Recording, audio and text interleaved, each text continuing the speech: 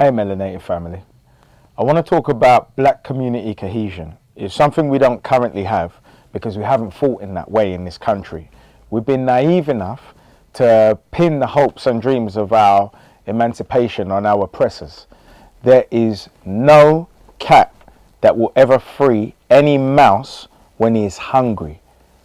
A mouse is a resource and we are a resource.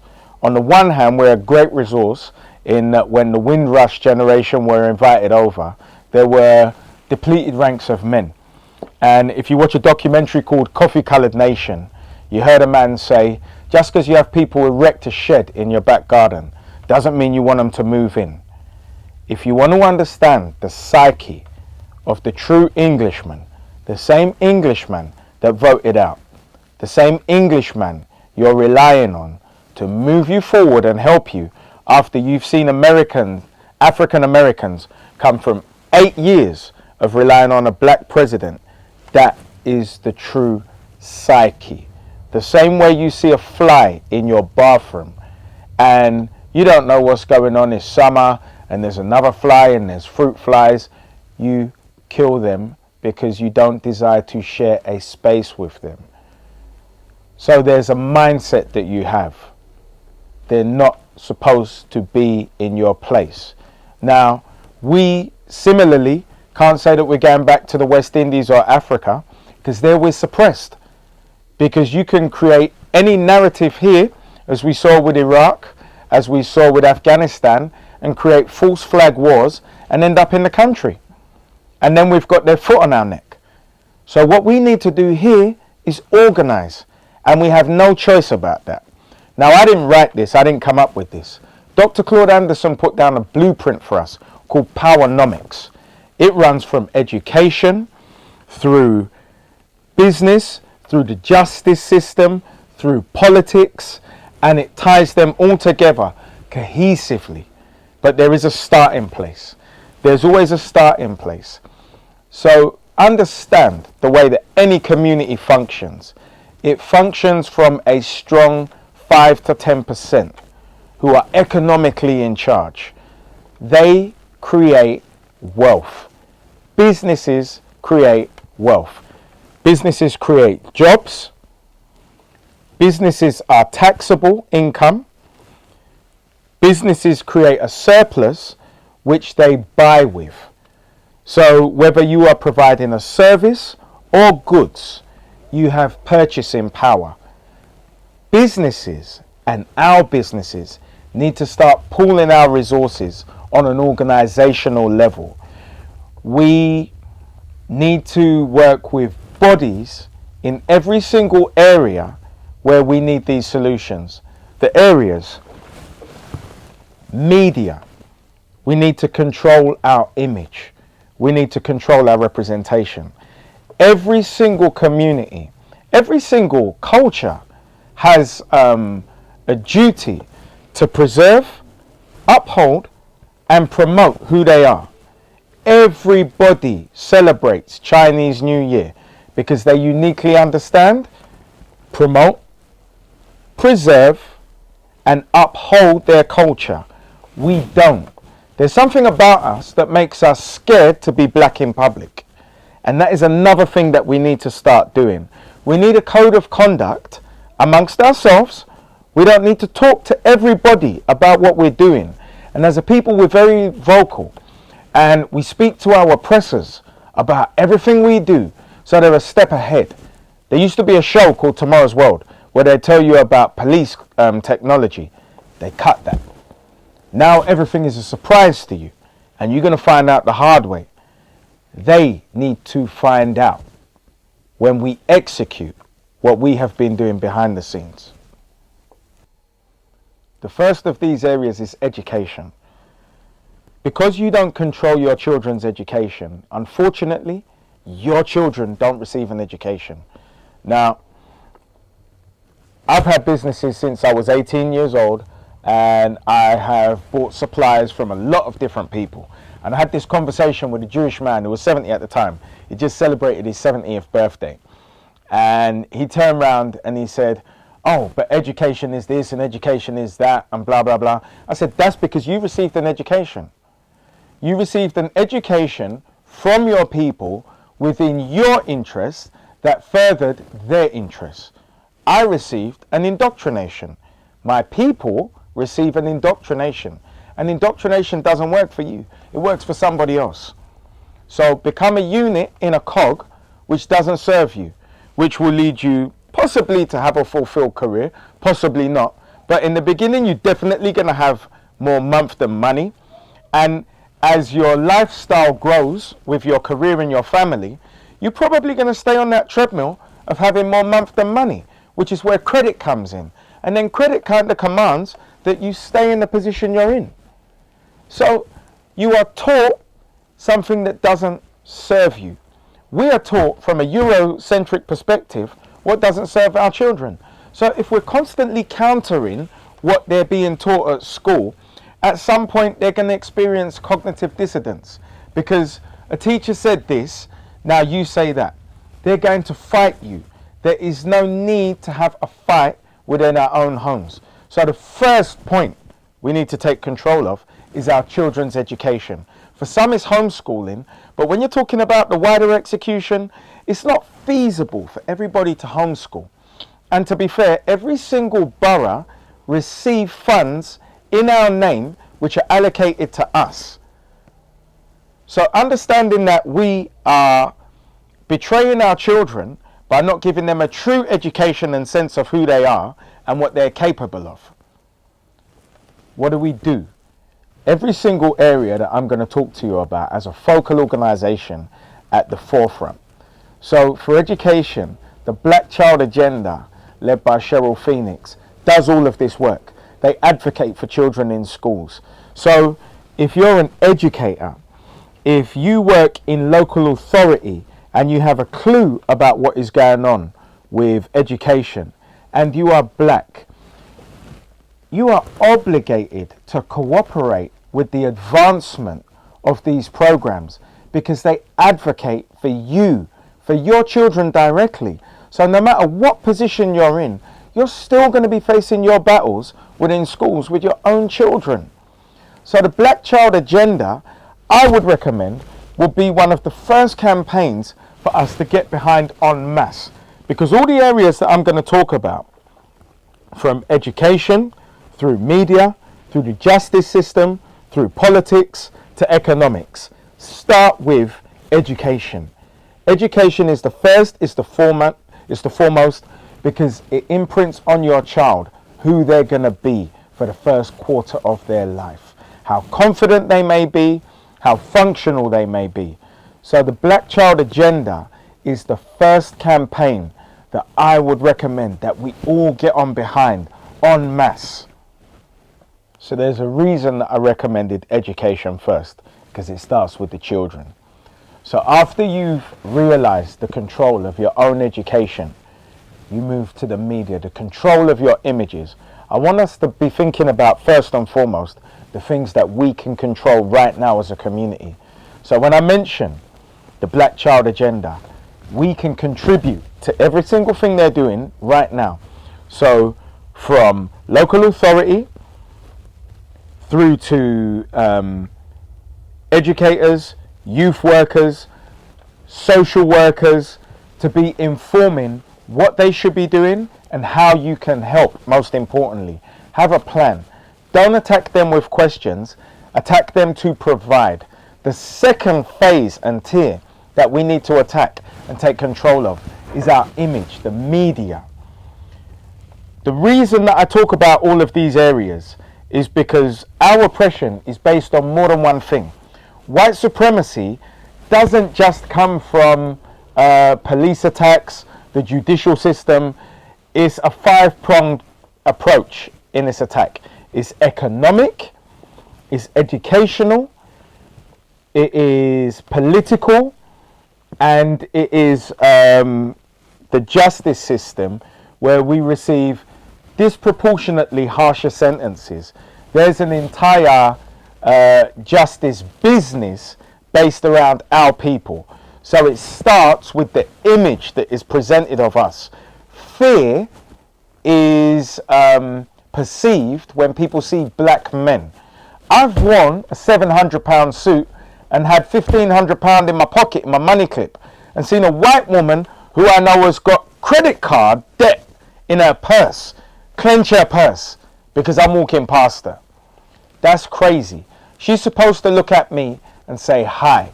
That is based on the fact that we're not countering the images that are being put out about us. So I'm now talking to media makers on the next tier. In terms of us holding ideas and fighting and saying, I don't want you to steal this, it's time to collaborate and share, because we're going to create mass media entities that are powerful and informative and enrich us. That is the next phase. We don't have Sky, we don't have Bloomberg, we don't have News Corp, we don't own news gathering agencies. So we need to create something right now which is mass media and covers various continents with correspondence. That is an action that needs to be executed. Now, I don't speak about all of these things in theoretical terms. Behind the scenes, they are happening and they are going on. Who I am calling are media makers, not with questions, but with solutions to bring to the table and add to the mix. It's very important that we control our image, because anybody else that speaks about us needs to be answered straight away. They need to be countered straight away, and they need to be educated. What we provide with the images that we create are an education for the masses. Now, the same way that they look at us when they say, if they miss us, they get our children. We have the opportunity to do. Black culture is the prevalent culture. We have their children, make no mistake. When you see children with their eyes closed on the bus, bopping, listening to music, or on the tube, or on the road, they are listening to us. White boys and girls, Asian boys and girls, and everybody else listens to us. We are the pop culture. Now we need to make that across the board. So politically, in terms of the view of us, we need to inform their children, but we are informing our people and bringing our people to one position. When you have times of polling, we're all over the place and we're having different conversations. We are not individuals. It is a fallacy, because we're experiencing the same thing across this country, across the globe. It's exactly the same. The oppression stories are the same. Our children are being suspended at a much higher rate. They're going into special education at a much higher rate. They're being expelled at a much higher rate, and they're being criminalized at a much higher rate. So we don't have the luxury of intellectual masturbation. So the first thing we need to do is control our images, so that one, our children are informed by the successes that we're having every day, because those stories aren't being told. And secondly, the businesses and the individuals who are operators are aware that they're not operating in isolation. And if we do this on an organizational level, and we're working with a body that enables us to do better and creates joined up solutions for that black business community, we know that it creates solutions for the wider community. Governments don't generate one single penny. They tax. A not-for-profit advocate body can take donations, which are tax write-offs. That's the whole point of not-for-profits. So now we're talking about solutions.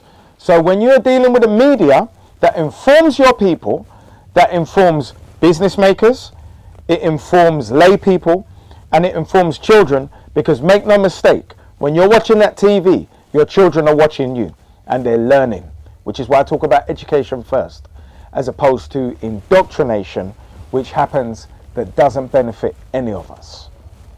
The third tier is economics. So we start with the businesses, because businesses generate the vast majority of the GDP.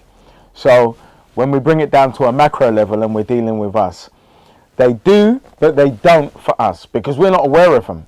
Even the government aren't aware of the vast majority of our businesses.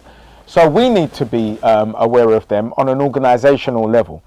If we have a not-for-profit organisation and there's taxable income, we need to be donating that taxable income to an organisation that benefits us, that advocates for us, that creates organisational movement for and on our behalf.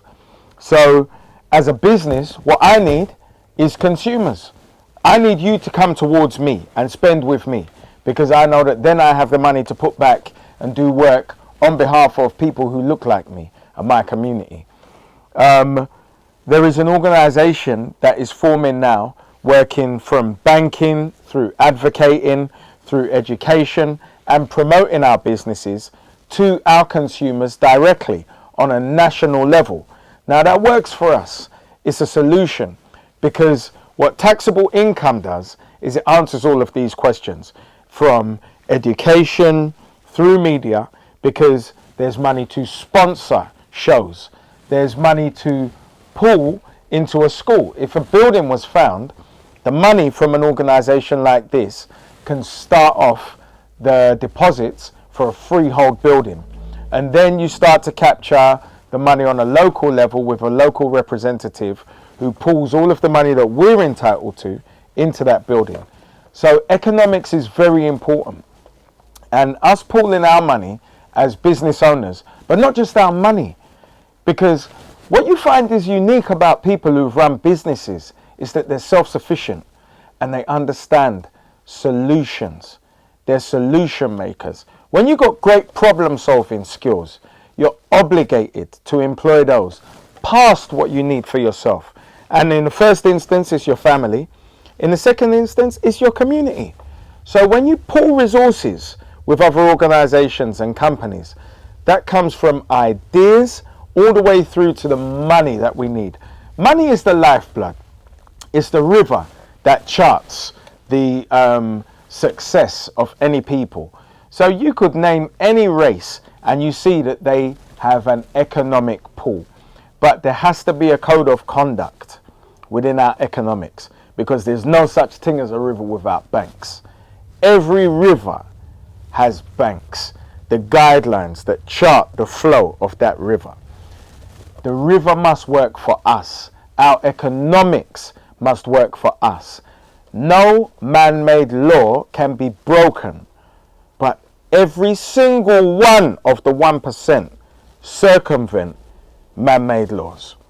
A man is in front of you, you cannot pass him. You're going to have a war. What you can do is go to the left or the right of that man. This is what you do with tax money, which is why you have an accountant. It is not to add up your bills, it's to let you know where you can get tax relief. And if you can write off your money to benefit your community, that is what you should be doing. So when we pool our ideas and we pool our resources at an organizational level, we're now teaching each other how to en masse make tax donations to an organization that advocates for us, for our interests. That's how people move forward. They do things that advocate for them. We do things for no reason. We buy newspapers for no reason. We vote for no reason. We watch TV for no reason. We speak for no reason. And we take our children to a school which does not benefit them in the long run for no reason. And we need to tighten up on that. So in the economic department, which is the most powerful because it informs every single other area. So now if we have money that we donate through taxable income to an organization who will pull all of that tax resource and pull it into a local councillor.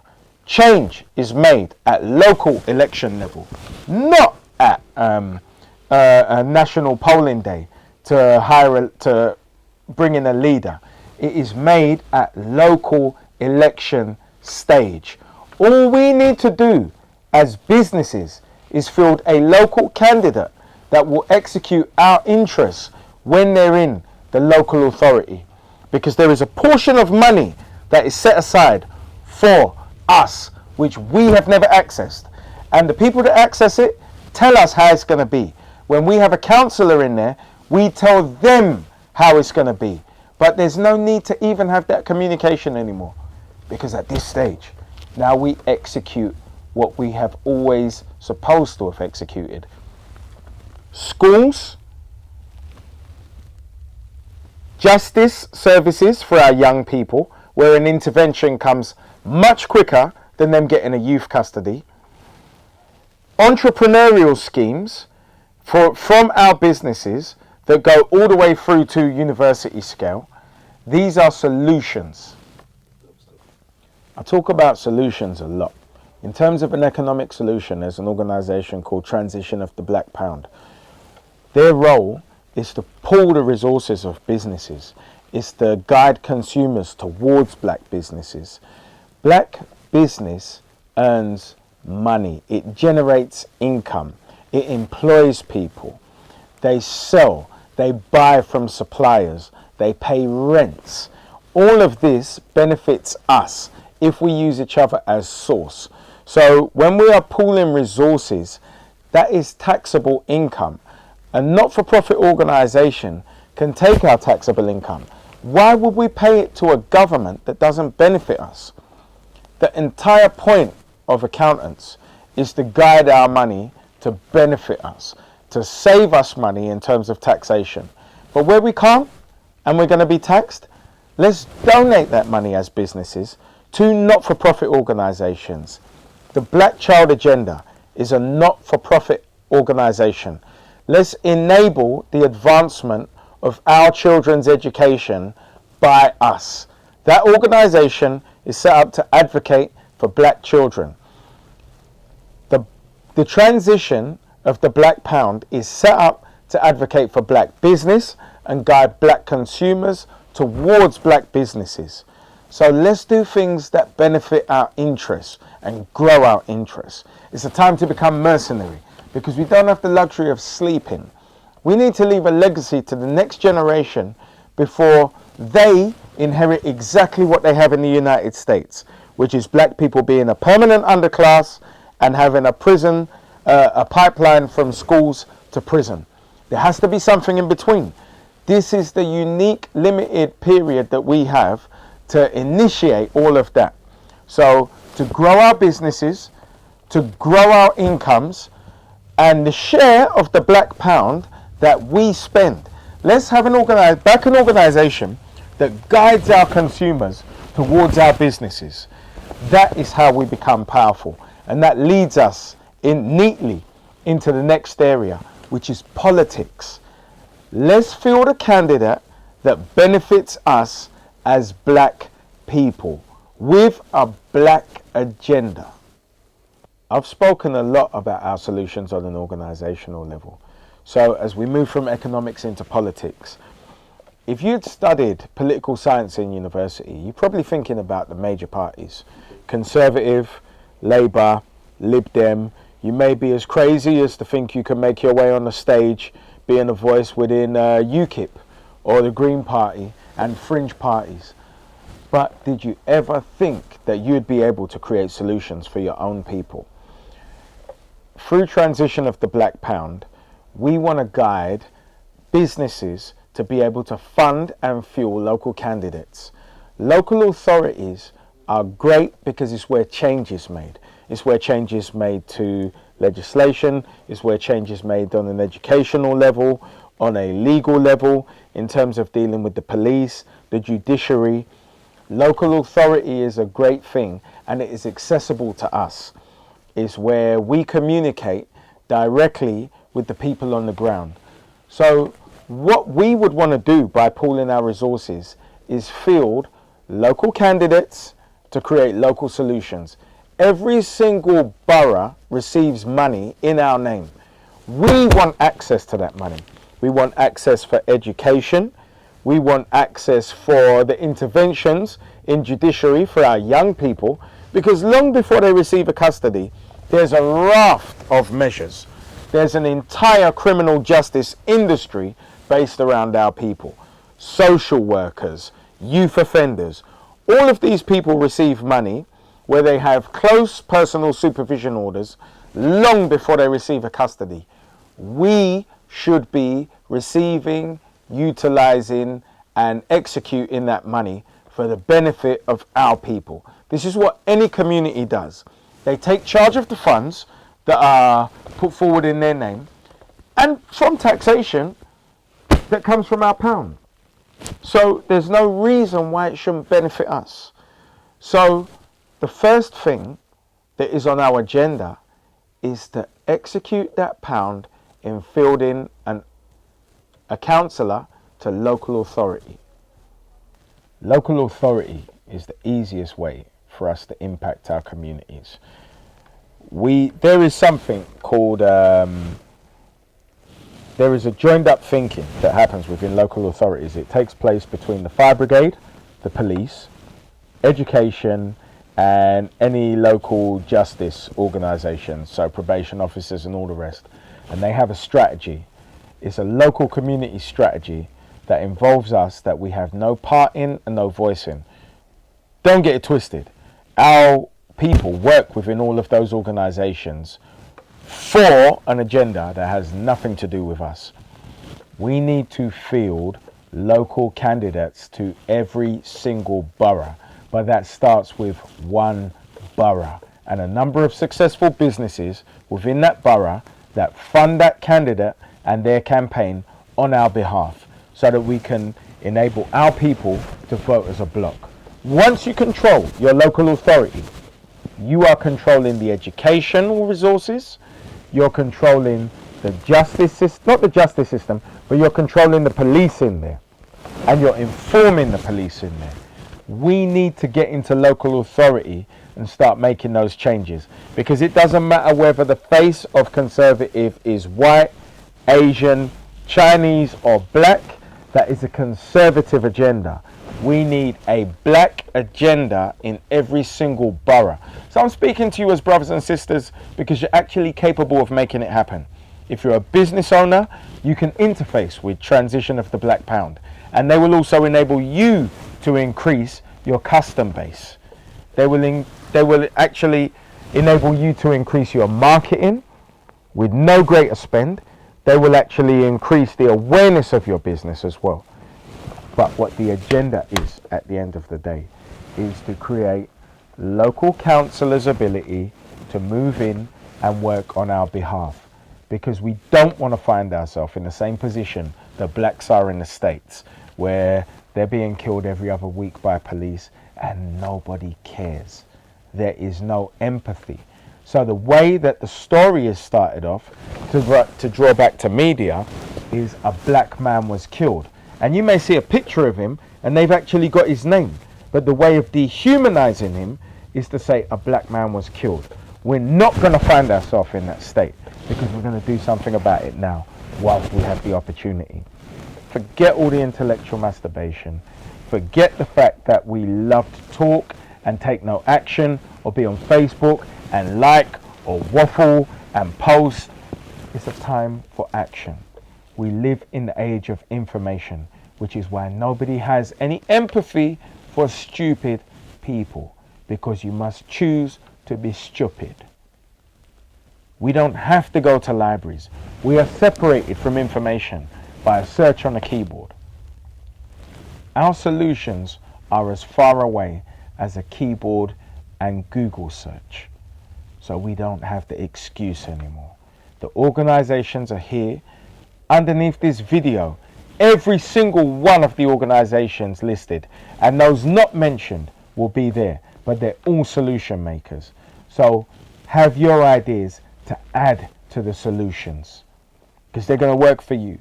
Because when you go out your house, I don't care whether you're a Christian, I don't care whether you're a Muslim, I don't care whether you're a Buddhist or an atheist or a Satanist, you are black.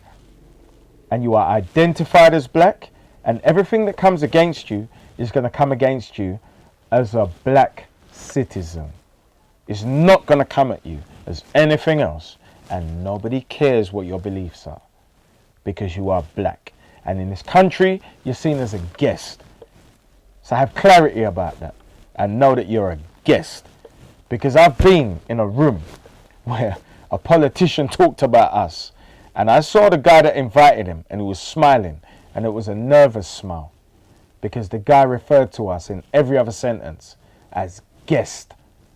We are the host nation and you are guests. So have clarity about your position in this country. And when you listen to your colleagues talk about voting out, they thought you would disappear overnight. Know that. The final component in this matrix of solutions for us is the justice system. And is one of the things where we're more harshly dealt with.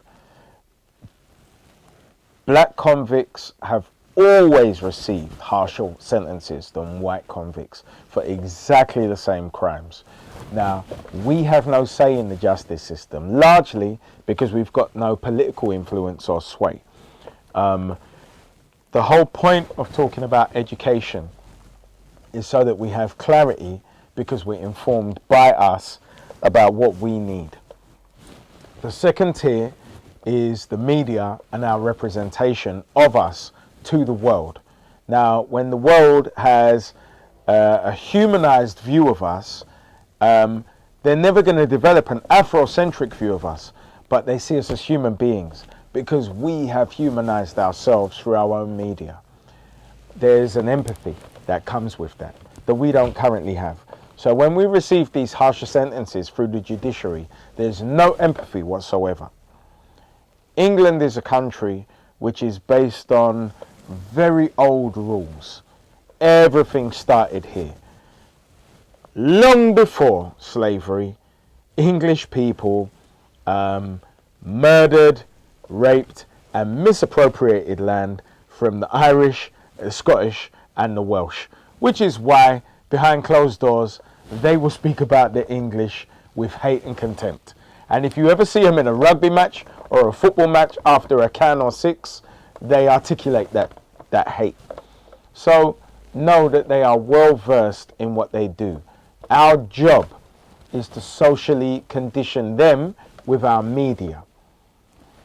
Our role in terms of business is to enter local authority with our pound so that they make a change.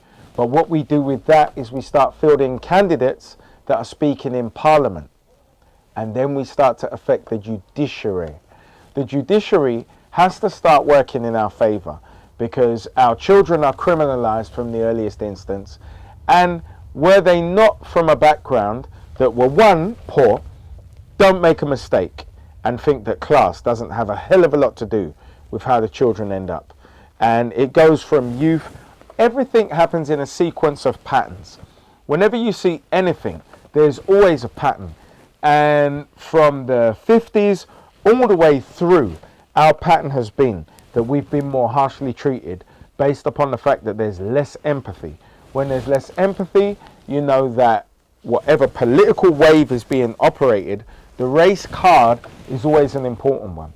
It's always important to demonize us. Now, we had a window of about 12 years. We had a window actually of 15 years because of 9/11. When 9/11 happened, the heat went from us as blacks to Asians in this country because they were Muslims. I remember I was going to a club and we got stopped by police in Farringdon, and the policeman stuck his head in and we thought, this is it, they're going to go for the rigmarole. And the officer said, seatbelts lads, put your seatbelts on and press on. And we looked and we saw Asian gentlemen spread eagle over the car, and we said, it's their day. You know what, family? Our day is back. When you see our brothers and sisters in the States being killed on a weekly basis and nobody is upset other than their families, no, they were ahead of us by 10 years. They are now ahead of us by 5 years, maximum. Best way. When you see the culture of this country that led towards a Brexit vote, no, we're not cute anymore. And now the magnifying glass is going to be on us. The magnifying glass will always come back to black for the mere fact that Africa is such a rich continent. If you want to create a narrative to invade Africa, you have to demonize the African diaspora all over the world. Because when you go into that country and you invade and you steal the natural resources, nobody's going to look at you crazy. They have been doing it for 400 plus years. And in no incursion into Africa has anyone looked at them crazy. So it's great when events like the coup in Equatorial Guinea were halted and Simon Mann, an ex-SAS operative, were imprisoned, that Mark Thatcher was put under house arrest, and that whole operation was shut down. What it shows you is that we actually have the authority to do it. But it shows you that the political will is in England and they're backed up because they want the resources. We are demonized at a local judiciary level because Africa is so important. Every single black movement will be challenged by intelligence services. And this is the country that started every intelligence service. MI5 trained the CIA as a foreign spy service. MI6 was born out of that. We here have the power to control everything. The economics that we generate doesn't benefit us. So now we're talking about the judiciary and the effect that we can have on it. It starts at a macro level, but all of that affects foreign policy. So no more than you could be attacking the descendants of Khazarian Empire, the Ashkenazi Jews here, Eastern Europeans, then you could go and invade Israel.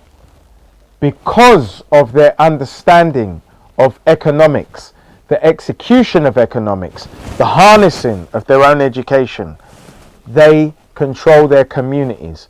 So it's a sin to even talk about them. So now let's look at the advancements that have happened in the last 8 years. You will be chastised for talking about homosexuals in a negative reference. That happened in the last 8 years because there was a political will and agenda. Because the gay male community got their act together, they organized and they executed. So now, you would never talk about the descendants of the Khazarian Empire, Eastern European Jews, the Ashkenazis, because you know there's power there. You have a unique window, an opportunity to make yourselves the next on that ladder. Don't talk about black people. We are the most powerful people on God's green earth. When they kidnapped us and took us to the islands, because slavery didn't start in the States. It was by the British and it was started in Barbados, where they wrote scripts and volumes about controlling us as slaves. And they interjected that into our cerebellums, into our central consciousness for generation upon generation. So when you see some islands are easier than other islands, it's for a reason. But what we were was physically strong. We don't see the stories of the slave uprisings, but make you know, it was not just Jamaica that was an unruly island. It was not just Sierra Leone where slaves were dropped off. These things are omitted from history, and the greatest lie you can tell is by omission. We are powerful, so let's start to execute across the tiers, from education, through media, through politics, through the judiciary, but especially through economics, which is the greatest power, which envelops all of the above. Start today. You are smart. I don't know what your part is. You're a solution maker. You're looking at me thinking that I'm a waffler. Impress me. Show me what you can do. Contribute your part. There's a link below where we're looking for solutions to add to each of these areas. If you have it, if you work in local authority, law enforcement, education, and you're black, contribute, because we need it. It's called self-preservation.